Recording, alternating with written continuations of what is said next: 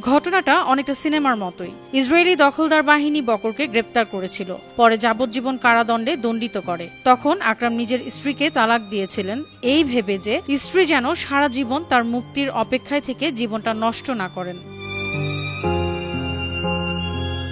আকরাম আবু বকর একজন ফিলিস্তিনি মুক্তিযোদ্ধা, যিনি দীর্ঘ বন্দী জীবনের পর সম্প্রতি বন্দী বিনিময় চুক্তির মাধ্যমে মুক্ত হয়েছেন। মুক্তির পর তিনি কায়রোতে ছোট্ট এক আয়োজনে আবার বিয়ে করলেন সেই নারীকে, যাকে 23 বছর আগে ভালোবেসেই তালাক দিয়েছিলেন।